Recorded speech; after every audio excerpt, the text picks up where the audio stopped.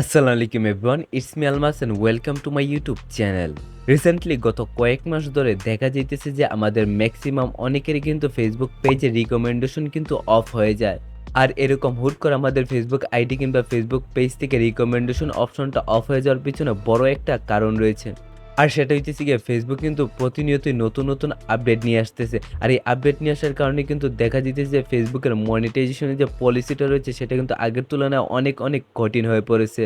যার কারণে এখন ফেসবুকে চুল পরিমাণে একটা ভুল করে থাকলেও কিন্তু ফেসবুক সেটা ধরে নেয় এবং আমাদের ফেসবুক পেজে কিংবা আইডিতে নতুন করে একটা ইস্যু দিয়ে থাকে। তাই আমাদের ছোট ভুলগুলির কারণে কিন্তু হুট করে আমাদের ফেসবুক পেজ কিংবা আইডি থেকে কিন্তু রিকমেন্ডেশন অপশনটা চলে যায় কিংবা অফ হয়ে যায়। সো এবার আসি কি ভুলের কারণে আমাদের ফেসবুক আইডি থেকে কিংবা পেজ থেকে রিকমেন্ডেশন অপশনটা অফ হয়ে যায়।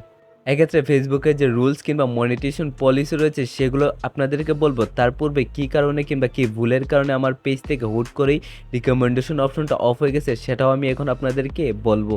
গত কয়েক মাস আগেও কিন্তু আমার এই ফেসবুক পেজটাতে রিকমেন্ডেশন অপশনটা চালু ছিল। এখন আমি যেটা করেছিলাম, আমার যে ফেসবুক অ্যাকাউন্টটা রয়েছে যেটা দিয়ে আমি আমার পেজটাকে কন্ট্রোল করতাম, সেই ফেসবুক আইডি দিয়ে কিন্তু আমি কিছুদিন আগে ফিলিস্তিন এবং ইসরায়েলের ইস্যু নিয়ে কিন্তু বেশ কয়েকটা পোস্ট করেছিলাম। আর এই পোস্ট করার কারণে হয়তো আমার ফেসবুক পেজ থেকে আমার রিকমেন্ডেশন অপশনটা অফ হয়ে গেছে। তাছাড়া আরও একটা সবচাইতে বড় ভুল হইতেছে গিয়ে আমি এই ফেসবুক পেজটাতে গত ২ থেকে ৩ মাস কিন্তু কোনো ভিডিও আপলোড করি নাই কিংবা এই পেজে কোনো পোস্ট করি নাই। যার কারণে এই ফেসবুক পেজটাতে অ্যাক্টিভ না থাকার কারণে কিন্তু আমার রিকমেন্ডেশন অপশনটা অফ হয়ে গেছে।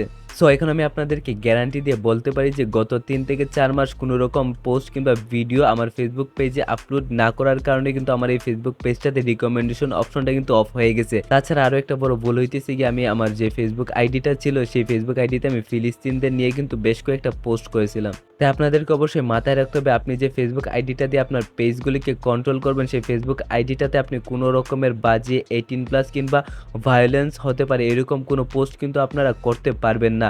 আর যদি এটি করে থাকেন তাহলে কিন্তু আপনাদের ফেসবুক পেজে রিকমেন্ডেশন অপশনটা কিন্তু এরকম অফ হয়ে যাবে।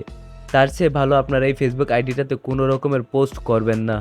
আরেকটা কথা হইতেছে কি, আপনাদের ফেসবুক পেজে রেগুলার ভিডিও আপলোড করতে হবে। আমার মতো ৩-৪ মাস যদি এরকম গ্যাপ দিয়ে থাকেন তাহলে অবশ্যই আপনাদের ফেসবুক পেজের রিকমেন্ডেশন অপশনটা কিন্তু অফ হয়ে যাবে। এখন আসি আপনাদের রিকমেন্ডেশন অপশনটা অফ হয়ে গেলে সেটাকে আবার কিভাবে পুনরায় চালু করবেন।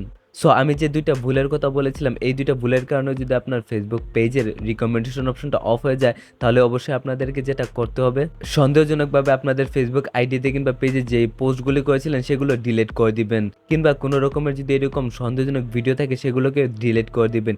ডিলিট করার পর আপনাদের যে ফেসবুক পেজ আছে সেটাতে আপনাদেরকে লাইভ করতে হবে। এখন কিভাবে কত সময় লাইভ করবেন এক্ষেত্রে কোনো বাধ্যবাধকতা নেই। আপনারা চাইলে ৫ মিনিটও লাইভ করতে পারেন কিংবা ১০ মিনিটও লাইভ করতে পারেন। এভাবে অন্তত আপনাদেরকে ১০ থেকে ১৫ দিন লাইভ করে যেতে হবে। তারপর আশা করি আপনাদের ফেসবুক পেজে রিকমেন্ডেশন অপশনটা আবার পুনরায় চালু হয়ে যাবে।